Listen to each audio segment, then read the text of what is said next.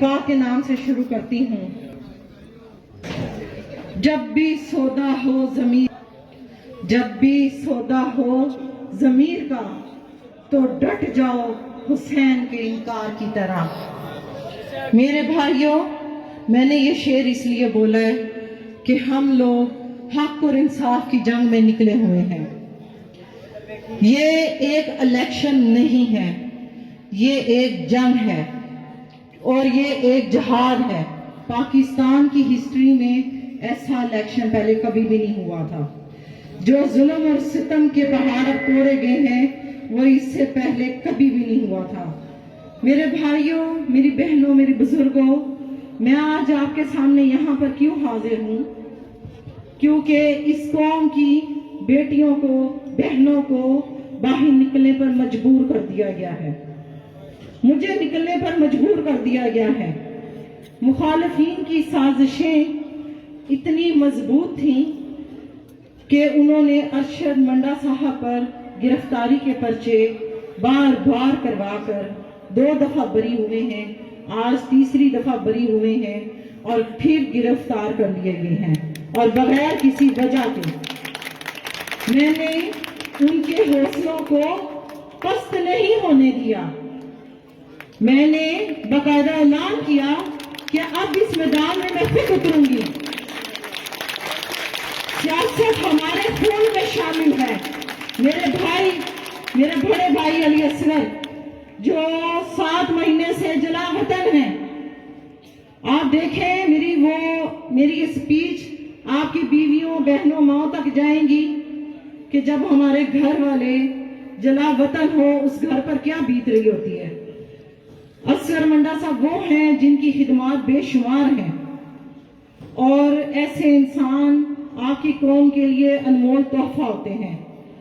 ان کے اس قدم کو شانہ بشانہ آگے لیتے ہوئے ارشد منڈا صاحب آگے بڑھے، انہوں نے اس میدان میں قدم رکھا اور ماشاءاللہ ان کا جذبہ، ان کا جوش و خروش اتنا زیادہ اپنی قوم کے ساتھ تھا، نوجوان نسل کے ساتھ تھا۔ جیسے ابو ذر چدر، عمر اویس ویرر صاحب، اجاز بھٹی صاحب، ایسے نوجوان ساتھ شامل ہوئے ہیں اور اس میدان میں اتنے بابرکت طریقے سے شامل ہوئے ہیں کہ کامیابیاں نظر آ رہی ہیں اور مخالفین نے شکست تسلیم کر لی ہے اور انہوں نے ہتھ کنڈے ڈالنے شروع کر دیے ہیں۔ مجھے بتائیں، ہمیشہ پاکستان کا مستقبل ایسے ضمیر فروشوں کے ہاتھ میں رہے گا؟ میرے بھائیوں، میری نوجوان نسل، میرے شیر بھائیوں، آج بہن آپ کے پاس آئی ہے، اٹھیں، صبح کا سورج جب طلوع ہوگا کامیابیاں ہمارے قدم چومیں۔ میں کہتی ہوں آج فروری کا دن ہماری فتح کا دن ہوگا۔ عمران خان،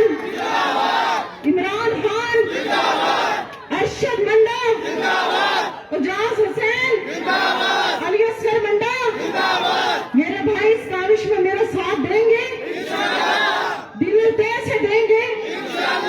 جس محفل کا آغاز نبی پاک کے نام سے شروع ہوتا ہے اس میں فرشتے بھی اتر آتے ہیں۔